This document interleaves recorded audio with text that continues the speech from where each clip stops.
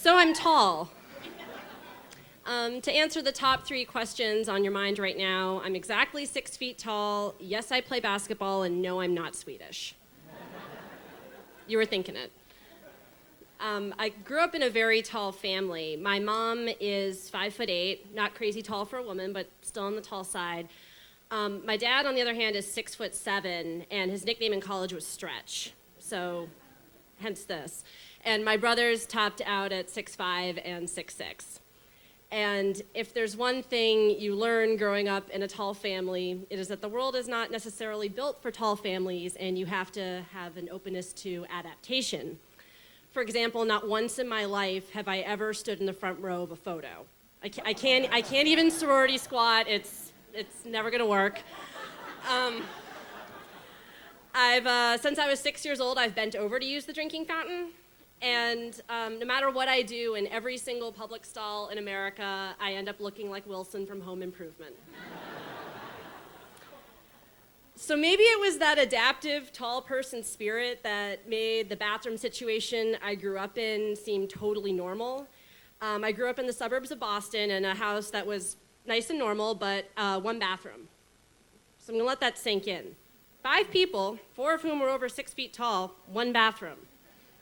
Wasn't even a really big bathroom. It had a toilet, it had a sink, and it had a shower. And, not a whole lot of space in between those things.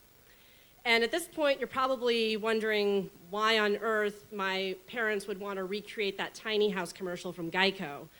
To which I say, have you met my parents? Despite being, baby boomers, my parents somehow ended up acting like 2, Dust Bowl-bound farmers from the Great Depression who were very insistent on making the most out of everything we had and not, seeing space as functional rather than decorative, and seeing any sort of space together as an opportunity for togetherness. For instance, my mother, who is a childbirth nurse, when we were all crowded around the sink brushing our teeth, which happened, she would get really excited about it and be like, oh, isn't this so great? We're all here brushing our teeth together. This is such a nice family moment. Honey, get the camera. Get the camera. Yeah, there are actually pictures. My father, on the other hand, was a mild-mannered engineering type who liked to see these moments together in the bathroom as opportunities to impart wisdom. I remember being 9 years old and standing at the sink putting in my contact lenses and hearing my dad in the shower behind me saying, I saw that you were reading Little House on the Prairie. There's a lot in there about entrepreneurialism. Maybe we should subscribe to the Wall Street Journal. I think it'd be really good for you to start learning about economics at a young age. And then there were my brothers, who I also had to share a bathroom with. Obviously, the 5 of us were in this one bathroom. When I had my growth spurt when I was about 12, so by the time I was in 8th grade, I was the size I am now, which meant that I was, Wilsoning out in the shower every time I used it. And very distinctly remember in 8th grade, standing in the shower, having my Wilson moment, and my brother Jeff walking in and looking up and saying, oh, hey, Meg, how'd you sleep?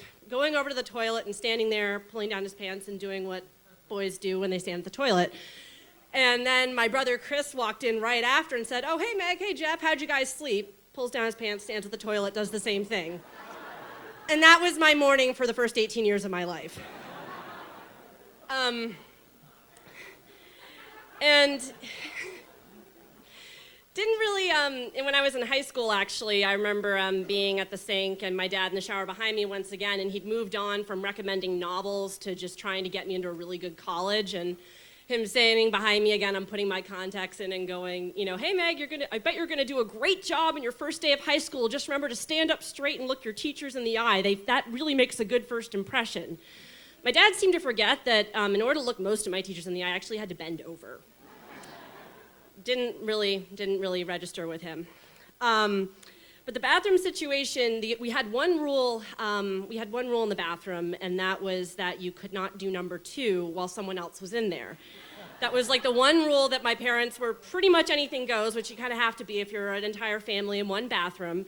But that was a rule they had, and as we got older, my brothers frankly got more mischievous. There started to be more emergencies that finally, no matter how much air freshener my mom kept by the toilet, necessitated considering maybe we should think about a second bathroom. And the town we grew up in was, the reason why we were there in the first place is that it was one of the best public school districts in Massachusetts, which my education-obsessed father thought was like the best thing ever. And most of the houses around us were these McMansions with these porcelain, multiple lily white porcelain bathrooms. And we had this, nice normal house with the one bathroom.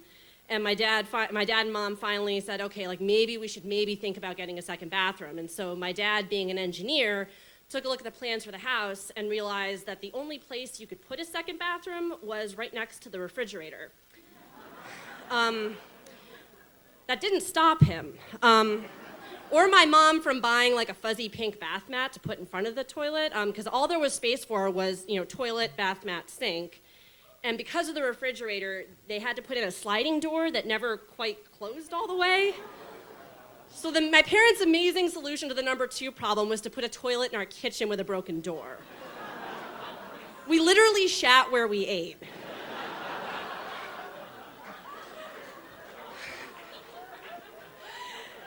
And as you can imagine, when I went on to college, I had absolutely no problem sharing a dorm bathroom with like 10 other women.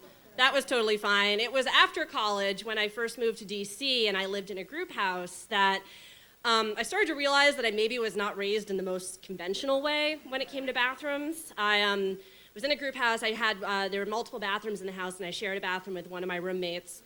And it only took me walking in there once to brush my teeth while she was in the shower for me to realize that maybe that's not what other people do. I walked in, brushing my teeth, and I hear this voice from the shower going, "Meg, is that you?" And I'm like, "Yeah, good morning. Is everything okay?" "Yeah." "Well, you're in the bathroom while I'm in the shower." "Well, why would I not be in here?" There was a conversation after that clarified a few things for me.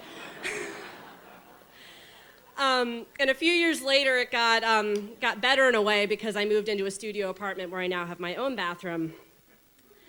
But as uncomfortable and strange as it might have been to have 5 extremely tall people in one bathroom, it's actually created this wonderful intimacy with my family that I can get very nostalgic for. Shortly after I moved to DC, my parents got divorced, and the house I grew up in was sold. So there's no going back to the one bathroom house, and in addition to me having my own bathroom, both of my brothers and my parents all either have their own bathroom or share a bathroom with only one other person.